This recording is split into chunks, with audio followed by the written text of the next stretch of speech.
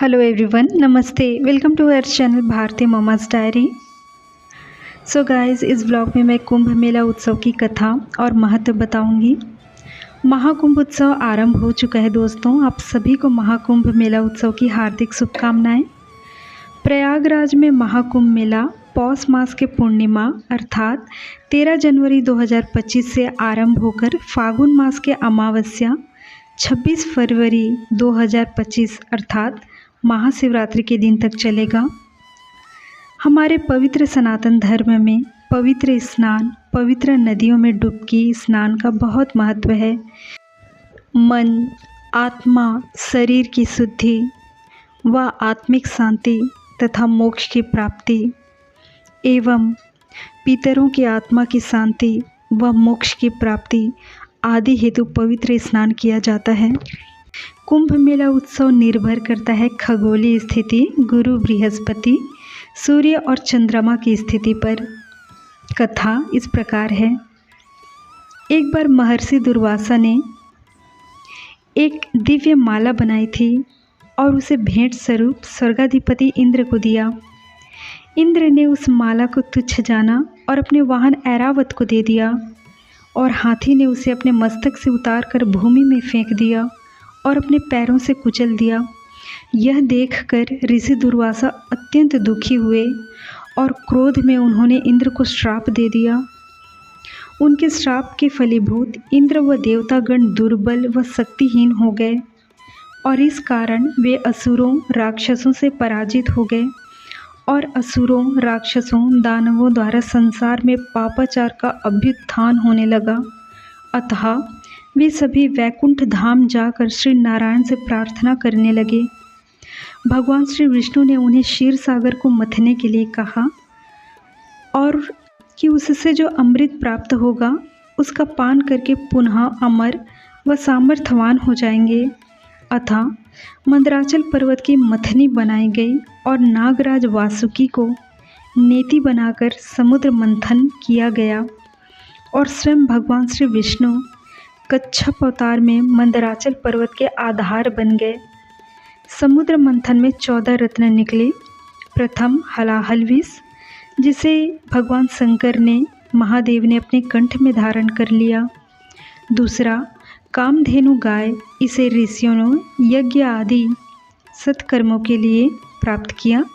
तृतीय उच्चैःश्रवा अश्व, इसे इंद्र को दिया गया। चतुर्थ ऐरावत हाथी, इसे इंद्र ने अपने वाहन हेतु ले लिया। पांचवा कौस्तुभ मणि, इसे भगवान श्री विष्णु ने धारण किया। छठवां कल्प वृक्ष, इसे स्वर्ग में स्थापित किया गया। सातवां रंभा अप्सरा।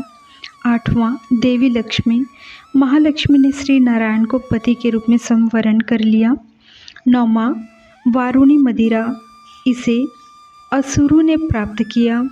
10वां चंद्रमा, चंद्रमा को महादेव ने अपने मस्तक पर धारण कर लिया। 11वां पारिजात वृक्ष, इसे भी देवताओं ने प्राप्त किया। 12वां पांचजन्य शंख, चूँकि माता श्री लक्ष्मी समुद्र की पुत्री हैं और यह पांचजन्य शंख उनका सहोदर भाई है, इस कारण भी पूजा गृह में शंख रखना अत्यंत शुभ माना जाता है। श्री लक्ष्मी का यह प्रतीक है। वह भी श्री नारायण के पास चले गए। तत्पश्चात आयुर्वेद के देवता धन्वंतरी अमृत कुंभ लेकर प्रकट हुए। बृहस्पति ने इंद्र के पुत्र जयंत को अमृत कुंभ लेकर चले जाने को कहा, अन्यथा असुर, दैत्य, दानव और राक्षस उसका पान करके अमर हो जाते और चहुं ओर नीचता और पाप का विस्तार करते। 12 दिनों तक देवताओं और असुरों के मध्य अमृत कलश को लेकर संघर्ष हुआ और इस संघर्ष में अमृत कुंभ से अमृत की कुछ बूंदें त्रिलोक के 12 स्थानों पर गिर गईं। देवलोक के 8 स्थानों पर और पृथ्वीलोक के 4 स्थानों पर गिरी। यह 4 स्थान हैं हरिद्वार की गंगा नदी, प्रयागराज की त्रिवेणी संगम, उज्जैन के शिप्रा नदी और नासिक की गोदावरी नदी। अतः इन 4 स्थानों पर कुंभ मेला उत्सव मनाया जाता है और इस संघर्ष में सूर्य ने कलश को फूटने से बचाया, चंद्रमा ने अमृत को बहने से बचाया, शनि देव ने उसकी रक्षा की और बृहस्पति ने भी। इस कारण इन ग्रहों के खगोलीय विशेष स्थिति के आधार पर कुंभ मेला उत्सव का आयोजन होता है। अर्थात जिस समय, जिस वर्ष, जिस राशि में सूर्य, चंद्रमा और बृहस्पति का संयोग होता है, उसी समय, उसी वर्ष में, उसी राशि के योग में कुंभ उत्सव मेला होता है। अब जानते हैं कि यह कब कब, कहाँ और ग्रहों के किस स्थिति पर कुंभ मेला उत्सव मनाया जाता है। जब बृहस्पति कुंभ राशि में होते हैं और सूर्य मेष राशि में, तो हरिद्वार में कुंभ मेला उत्सव आयोजित होता है। और जब बृहस्पति वृषभ राशि में होते हैं और सूर्य मकर राशि में, तब कुंभ मेला प्रयागराज में होता है। जब बृहस्पति और सूर्य का सिंह राशि में प्रवेश होता है, तब कुंभ मेला नासिक में होता है। और जब बृहस्पति सिंह राशि में और सूर्य मेष राशि में, तब उज्जैन में कुंभ मेला उत्सव मनाया जाता है। उज्जैन के कुंभ मेला को सिंहस्थ कुंभ भी कहा जाता है। सिंहस्थ महापर्व के नाम से प्रसिद्ध है। अब जानते हैं कुंभ मेला के प्रकार। कुंभ मेला 4 प्रकार के होते हैं दोस्तों। प्रथम, महाकुंभ मेला। यह 144 वर्षों के पश्चात केवल प्रयागराज में होता है। 12 पूर्ण कुंभ पूर्ण होने के पश्चात यह आयोजित किया जाता है। द्वितीय, पूर्ण कुंभ मेला। यह चारों स्थान हरिद्वार, प्रयागराज, उज्जैन और नासिक में हर 12 वर्षों में होता है। तृतीय, अर्ध कुंभ मेला। यह 6 वर्षों में केवल हरिद्वार और प्रयागराज में होता है। चतुर्थ, माघ कुंभ मेला।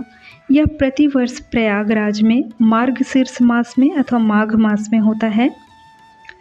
हर तीसरे वर्ष कुंभ मेला लगता है। कुंभ उत्सव मनाया जाता है निर्धारित समयों व स्थान पर। बृहस्पति ग्रह एक राशि में 1 वर्ष तक रहते हैं और हर राशि में जाने में 12 वर्ष पूर्ण हो जाते हैं। प्रयागराज में इस बार का कुंभ उत्सव महाकुंभ है, क्योंकि यह 144 वर्षों के पश्चात आयोजित हो रहा है। पिछला सन 1881 में हुआ था। अब आगामी 144 वर्षों के पश्चात सन 2169 में प्रयागराज में होगा। 2025 के इस महाकुंभ के पश्चात अब अगला कुंभ मेला 2027 में नासिक में होगा। 12 दिनों तक सुर और असुरों के मध्य अमृत कुंभ को लेकर युद्ध चला था। देवताओं का एक दिन मनुष्यों के 1 वर्ष के बराबर है। अतः हर 12 वर्षों के पश्चात एक पूर्ण कुंभ मेला होता है।